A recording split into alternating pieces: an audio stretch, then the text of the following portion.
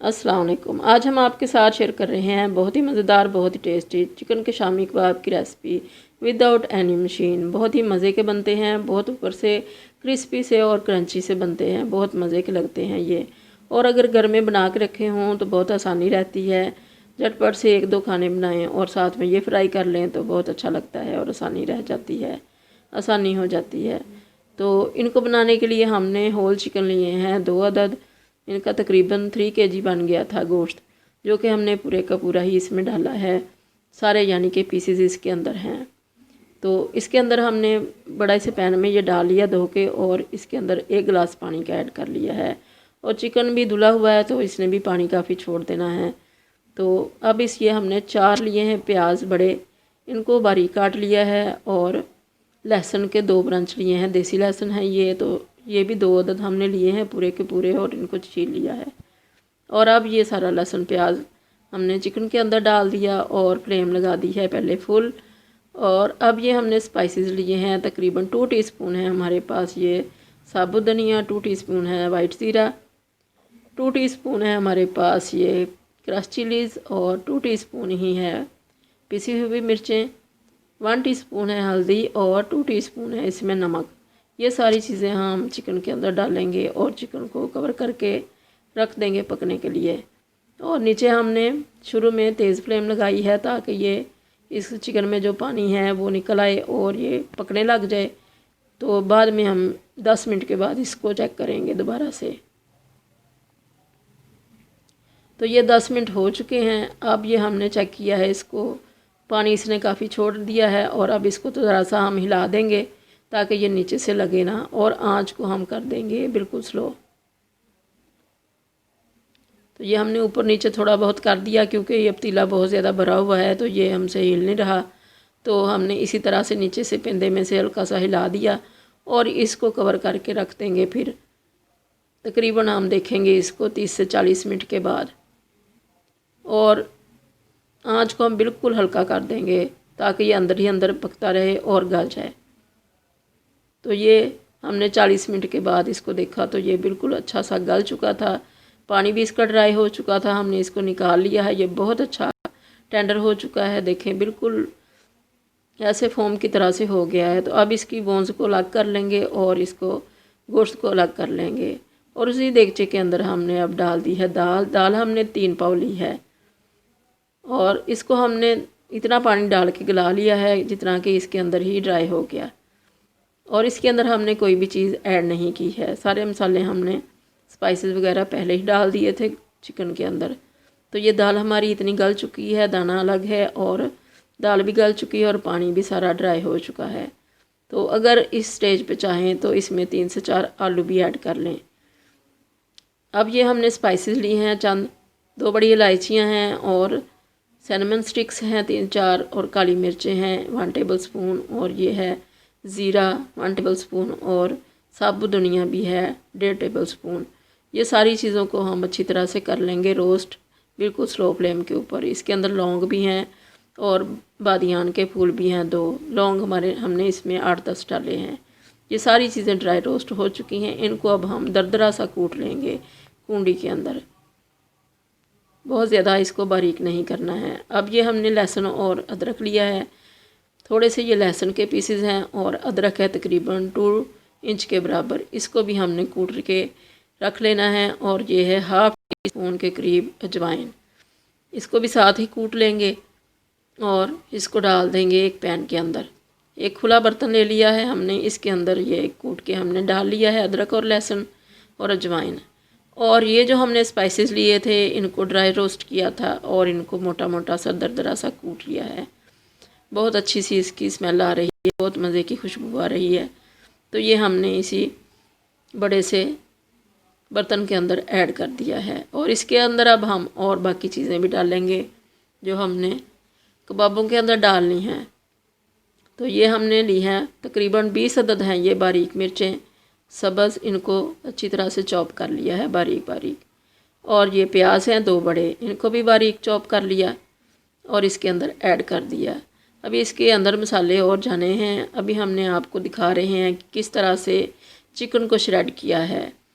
इसको भी हमने कुंडी के अंदर डाल के अच्छी तरह से कूट लिया है और ये सारा ही श्रेड हो चुका है। इस तरह से बहुत अच्छा सा इसके थ्रेड्स बन चुके हैं और ये बहुत ही अच्छा रेशेदार से हमारे कबाब बनेंगे इस तरह से कूटने से। तो हमने ये जो प्याज डाले थे उनके ऊपर अब सुरख मिर्चें डाल ली हैं, क्रश की हुई हमें थोड़ी लग रही थी क्योंकि 3 पाव दाल भी है। तो 1 टीस्पून हमने इसमें मिर्चें डाल ली हैं और 1 टीस्पून नमक और ऐड कर लिया है। और जब मिक्स करेंगे सारी चीज़ें तो फिर चेक करेंगे, अगर कम होगा तो फिर और डालेंगे। और ये हमने दाल को भी कूट लिया है कुंडी के अंदर ही और चिकन को भी कूट लिया है। और ये सब्ज़ धनिया और थोड़ा सा पुदीना है, ये भी हमने ऐड कर लिया है। ये तकरीबन 1 कप था हमारे पास। इसको हमने वॉश करने के बाद अच्छी तरह से स्ट्रेन कर लिया है और ये भी ऐड कर दिया है इसके अंदर। अब हम सारी चीज़ों को करेंगे मिक्स अच्छी तरह से, बहुत अच्छी तरह से इन चीज़ों को मिक्स करना है। और इस स्टेज पे हमने इसमें 1/2 कप दही भी ऐड किया था जो कि हमारा मिस हो गया है कहीं क्लिप। तो ये हमने आपको दिखा रहे हैं कि ये चिकन है हमारा। नीचे हमने चिकन डाल लिया है, दाल डाल ली है और ऊपर इसके सारे स्पाइसेस और नीचे भी सारे स्पाइसेस वगैरह हैं। अब हम इसको अच्छी तरह से करेंगे मिक्स सारी चीज़ों को और फिर इसकी बनाएंगे हम छोटे छोटे से कबाब।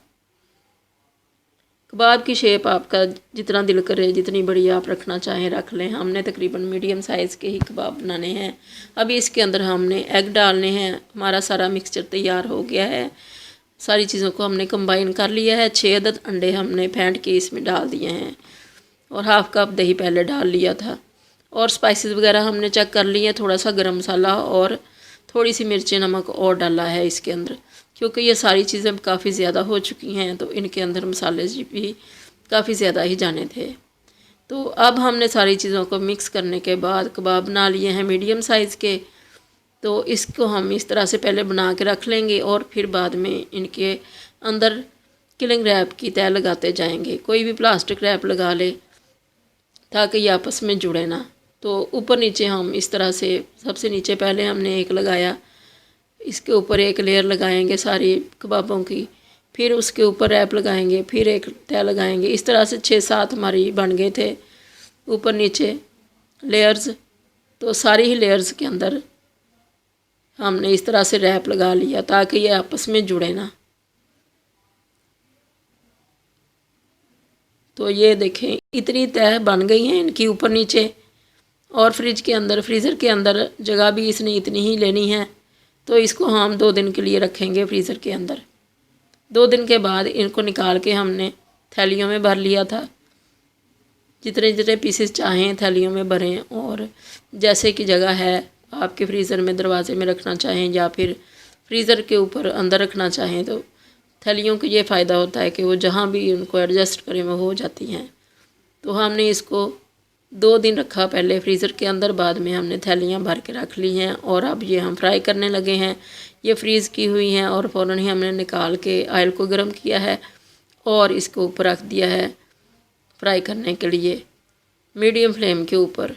ना तो ज़्यादा हाई फ्लेम है और ना ही ज़्यादा कम है। अगर कम होगी तो ये पानी छोड़ देंगी और ढीली पड़ जाएंगी हमारे ये शामी कबाब जो हैं। तो मीडियम फ्लेम होगी तो ये बहुत अच्छे से क्रिस्पी बनेंगे ऊपर से। अंडा इनके अंदर हमने पहले ही ऐड कर दिया था, ऊपर से कुछ नहीं ऐड किया। इसी तरह से ही हमने निकाले हैं और फ्राई कर लिए हैं। तो ये बहुत ही अच्छे, बहुत ही मज़े के कुरकुरे से ऊपर से क्रंची से बनते हैं, बहुत ही ज़्यादा मज़े के। तो इस तरह से आप भी बना के देखें, आपको ये तरीका बहुत अच्छा लगेगा। और मशीन के बगैर ही सारी चीज़ें हमने तैयार की हैं। तो देसी स्टाइल से ये बनाए हैं और मज़े में भी बहुत अच्छे हैं। तो ये हमारे कबाब देखें कितने अच्छे क्रिस्पी से नज़र भी आ रहे हैं कि ये बहुत अच्छे फ्राई हुए हैं।